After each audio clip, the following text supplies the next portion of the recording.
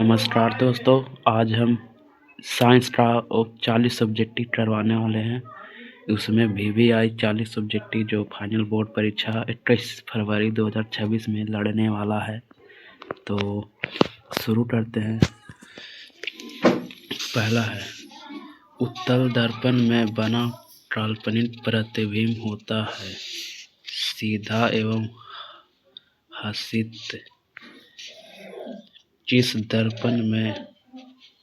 दर्पण से हमेशा वास्तविक और से छोटा प्रतिबिंब प्राप्त होता है। उत्तल किसी गोलीय दर्पण की फोकस दूरी 20 सेंटीमीटर है। यह गोलीय दर्पण किस प्रकार का है? उत्तल किस दर्पण की फोकस दूरी चिन्हों की प्रॉपर्टी के अनुसार ऋणात्मक मानी जाती है। ऑप्शन बी, अवतल दर्पण। अवतल दर्पण में अवाढव्य काल्पनिक प्रतिबिंब बनने के लिए वस्तु को कहाँ रखा जाता है? फोकस और ध्रुव के बीच। निम्नलिखित में से किस दर्पण द्वारा किसी वस्तु का आभासी प्रतिबिंब मिल सकता है? ऑप्शन डी, इनमें से सभी। समतल, उत्तल, अवतल। ऑप्शन डी, इनमें सभी। 17 number question, 7 number question. Focus दूरी 20 सेंटीमीटर है। अवतल दर्पण की वक्रता त्रिज्या होती है 20 है, तो इसे प्लस बने गुना कर दो 2 बार, प्लस 40 सेंटीमीटर। Option C. आँख, नाक, गला के चिकित्सा द्वारा उपयोग में लाए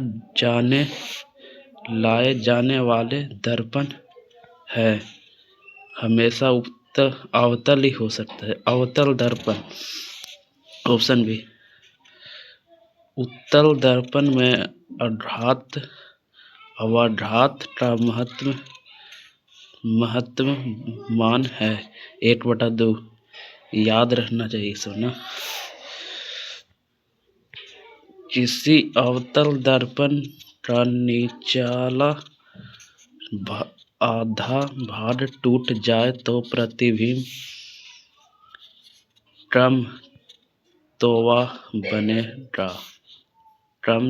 बनेगा। किस फोकस दूरी 10 सेमी के अवतल दर्पण अवधात धनात्मक होगा यदि वस्तु दूरी मान है 10 है तो 10 ही ना होगा, 10 सेंटीमीटर से कम होगा। फोकस से ध्रुव की ओर आने पर अवतल दर्पण आघात वर्धन का मान बढ़ता है। नई कार्तिक परिपाटी के अनुसार दर्पण के सामने रखे गए बिंब की दूरी ली जाती है ऋणात्मक। निम्न में से किस दर्पण की फोकस दूरी धनात्मक होती है? उत्तल दर्पण। किसी माध्यम के अपवर्तनांक का मान क्या होता है? sin I बटा sin R।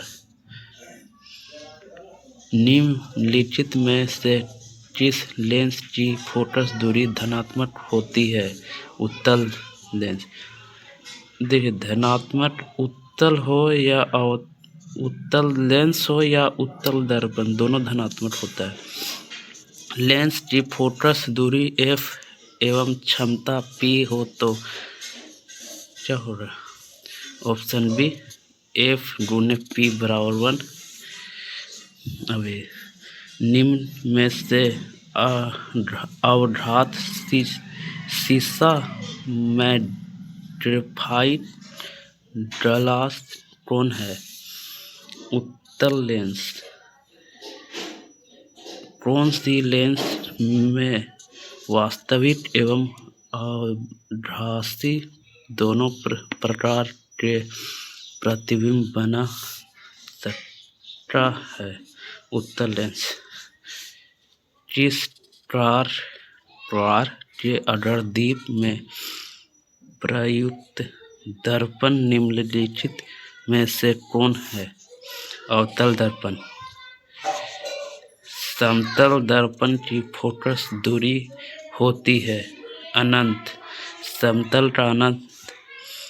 अवतल दर्पण के सामने वस्तु को कहाँ रखा जाए ताकि प्रतिबिंब उल्टा वास्तविक और समान आकार का बने? वक्रता केंद्र। किसी अवतल दर्पण की फोकस दूरी f और उसकी वक्रता त्रिज्या r है तो निम्नलिखित में कौन संबंध सही है?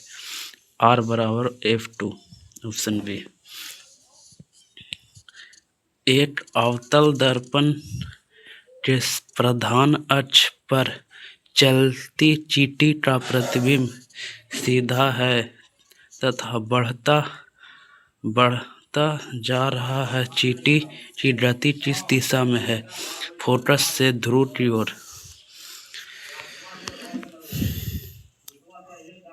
समतल दर्पण द्वारा प्रतिबिंब होता है काल्पनिक। किसी दर्पण में दूर की वस्तु का प्रतिबिंब सदैव सीधा होता है। सदैव होता है तो इसका होगा या तो समतल या तो उत्तल। Option D. अवतल दर्पण किस प्रकार का दर्पण है? अभिसारी कर लेता है ना सबका। अभी करता है अभी अभिसारी। किस बीम का वास्तविक प्रतिबिंब समान आकार का प्राप्त करने हेतु बीम को उत्तल लेंस के सामने कहाँ रखा जाता है? वक्रता केंद्र पर। किस लेंस के द्वारा सिर्फ काल्पनिक प्रतिबिंब बनता है? अवतल। 1a का मान क्या है? ये 1a का तो होता है यार, भुला रहे हैं। 1a का मान 10। 1a का मान होगा 10 के पावर -10 मीटर। प्रकाश तरंग है विद्युत चुंबकीय तरंग। दर्पण के सामने किसी भी दूरी पर स्थित वस्तु का प्रतिबिंब सीधा प्रतीत होता है तो वह दर्पण या तो समतल या अथवा उत्तल तलीय कागज होती है। पारभाषिक समतल दर्पण द्वारा बना प्रतिबिंब होता है। काल्पनिक एक आभासी किरणपुंज समतल दर्पण पर आपतित होती है। परावर्तित किरणपुंज होता है। परावर्तित किरणपुंज अपसारी होता है। अपसारी। किसी समतल दर्पण द्वारा आघात वर्धन होता है। +1। एक प्रकाश किरण एक समतल दर्पण पर लंबवत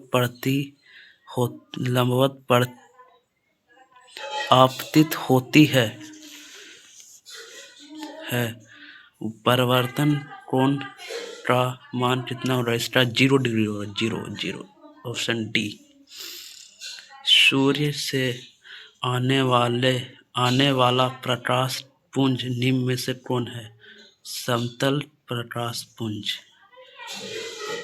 गोलीय दर्पण के फोकस सांतर एवं चक्करता त्रिज्या के बीच संबंध है। यहाँ पर गलती है, वक्रता हो सकता था। R बराबर F2।